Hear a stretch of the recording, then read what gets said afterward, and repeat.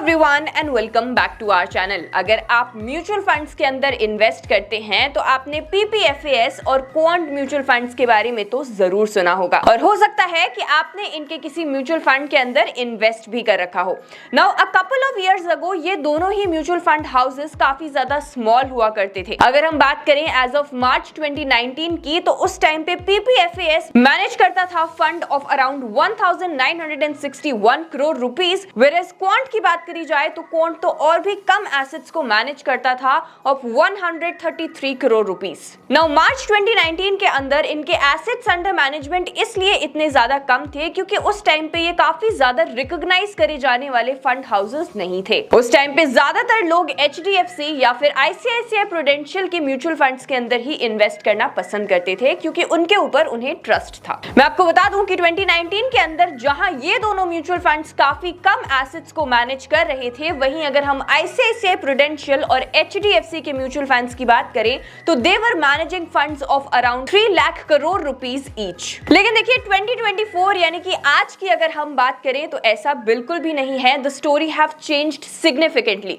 क्योंकि पीपीएफएस और quant mutual funds have come a long way. आज पीपीएफएस 68,000 करोड़ रुपीस से ज्यादा के फंड्स को मैनेज करता है, वेयरएज अगर हम क्वांट की बात करें तो it manages fund of around 66,000 crore rupees. अब देखिए इसमें सरप्राइज और शॉक होने वाली कोई बात नहीं है कि आज की डेट में ये दोनों म्यूचुअल फंड हाउसेस कितने बड़े हो चुके हैं और कितने ज्यादा assets they have under management, because both of these mutual funds have grown over the years क्योंकि इन्होंने अपने इन्वेस्टर्स को कंसिस्टेंट रिटर्न्स दिए हैं ओवर द इयर्स। लेकिन जहां both of these mutual funds have seen similar success, अगर हम इनकी इन्वेस्टमेंट स्टाइल की बात करें then it is entirely opposite. अगर हम पीपीएफएस की बात करें then PPFAS follows the Warren Buffett way of value investing, मतलब वो स्टॉक्स को बाय करते हैं और उन्हें लॉन्ग टर्म में होल्ड करने में बिलीव करते हैं। वहीं अगर हम क्वांट म्यूचुअल फंड्स की बात करें तो इनका ऐसा कोई स्पेसिफिक इन्वेस्टमेंट स्टाइल नहीं है और कभी-कभी तो ये भी देखा गया है कि ये with in a few weeks और डेज स्टॉक्स को बाय या सेल भी करते हैं।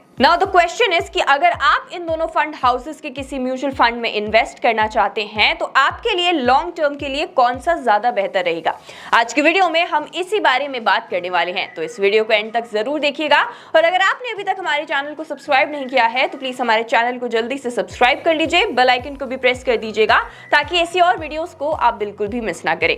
और अगर आप इन्वेस्टमेंट करना चाहते हैं लेकिन आपके पास डीमैट अकाउंट नहीं है तो डिस्क्रिप्शन में लिंक दिया गया है, आप जाकर वहां से फ्री में अपना डीमैट अकाउंट ओपन करवा सकते हैं। तो अगर हम बात करें बोथ पीपीएफएस और क्वांट म्यूचुअल फंड्स के बीच डिफरेंस की तो सबसे बड़ा डिफरेंस है being conventional and being relevant होने का। जहां पे पीपीएफएस कन्वेंशनल इन्वेस्टमेंट स्टाइल को फॉलो करते हैं, वहीं अगर हम क्वांट म्यूचुअल फंड की बात करें तो ये किसी भी ऐसी स्टाइल को फॉलो नहीं करते क्योंकि क्वांट म्यूचुअल फंड के लिए रिलेवेंट रहना ज्यादा इंपॉर्टेंट है रादर देन बीइंग कन्वेंशनल। वो अपने इन्वेस्टर्स को अच्छे रिटर्न्स प्रोवाइड करना चाहते हैं, फिर चाहे वो वैल्यू इन्वेस्टिंग को यूज करें या फिर नहीं। अगर वो with in a few weeks या फिर डेज स्टॉक्स को बाय या सेल भी करते हैं तो उन्हें उसमें कोई दिक्कत नहीं लगती as long as they are delivering good returns to their investors. अगर हम पीपीएफएस की बात करें then they believe in buying businesses और इसलिए जब वो किसी भी कंपनी में इन्वेस्ट करते हैं तो उसके वैल्यूएशंस को चेक करते हैं, फंडामेंटल्स को देखते हैं और मैनेजमेंट क्वालिटी को भी देखते हैं। पीपीएफएस ऐसी कंपनीज में इन्वेस्ट करते हैं जो कि लो डेट होती है, हाई आरओई होता है जिनका, और साथ ही साथ जो कि कम वैल्यूएशंस पर ट्रेड कर रही होती हैं। नाउ प्रीवियसली अगर हम बात करें then PPFAS used to have 25 companies in their portfolio, लेकिन आज की अगर हम बात करें then the numbers have changed significantly and that we will discuss in the latter part of this video. So basically PPFAS value investing style को follow करते हैं और वो इन्वेस्ट करते टाइम एल्गोरिथम्स, टेक्निकल एनालिसिस और मोमेंटम जैसे concepts का इस्तेमाल नहीं करते हैं। वहीं अगर हम क्वांट म्यूचुअल फंड की बात करें then they use VLRT framework. Now VLRT का मतलब है valuations, liquidity, risk appetite and time. अगर देखा जाए तो quant mutual funds conventional investing principles को चैलेंज करते हैं और उन्हें यूज किए बिना अच्छे रिटर्न्स जनरेट करने की कोशिश करते हैं। अगर हम इन दोनों ही म्यूचुअल फंड्स के अंदर नंबर ऑफ स्टॉक्स की बात करें तो जहां पीपीएफएस ज्यादा नंबर ऑफ स्टॉक्स में इन्वेस्ट करने में बिलीव करते हैं because they believe in diversification,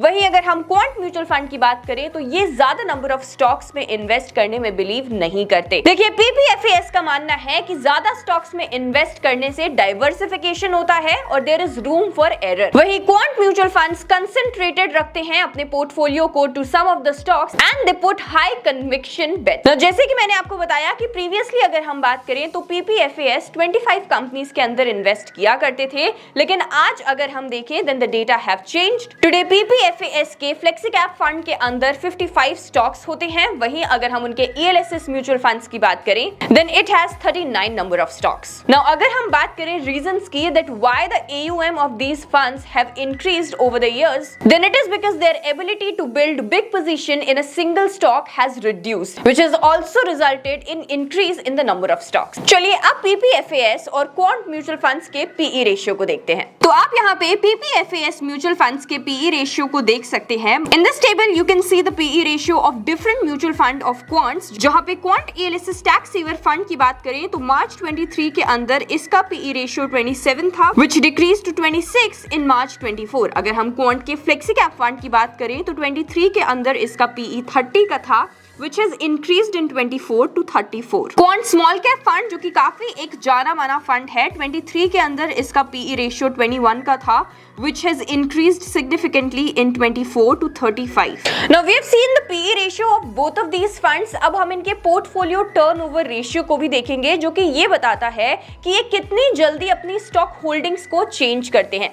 और जैसे कि मैंने आपको बताया कि PPFAS जो है ये वैल्यू इन्वेस्टिंग अप्रोच को फॉलो करते हैं, सो दे believe in buying stocks and holding them for a long period of time, and that is why their portfolio turnover ratio is less than quant mutual fund। The stocks that PPFAS has been holding for the last 5+ years are Alphabet, Amazon, Axis Bank, Bajaj Holdings and Investment, BKT, Dr. Reddy's Laboratories, Facebook and HDFC Bank। अब अगर performance और returns की बात करी जाए तो देखा गया है कि क्वांट म्यूचुअल फंड्स जो हैं ये बेटर परफॉर्म करते हैं जब ओवरऑल मार्केट अच्छा परफॉर्म करता है। वहीं अगर हम PPFAS म्यूचुअल फंड्स की बात करें तो ये तब भी अच्छा परफॉर्म करते हैं जब मार्केट के अंदर गिरावट देखने को मिलती है। सो PPFAS performs better in sideways and downtrending markets whereas quant mutual funds perform better in uptrend market। जहां पे quant mutual funds कैप्चर करते हैं the upside of the market, वहीं अगर हम PPFAS की बात करें then they control the downside of the market। So that was all about the difference between quant mutual funds and PPFAS mutual funds। आप किसके म्यूचुअल फंड में invest करना चाहेंगे हमें कमेंट्स में जरूर बताइएगा, और ऐसी और वीडियोस के लिए हमारे चैनल को सब्सक्राइब करना बिल्कुल मत भूलिएगा। इसे शेयर जरूर करिएगा if it was helpful. Thank you so much for watching. I will see you in the next video.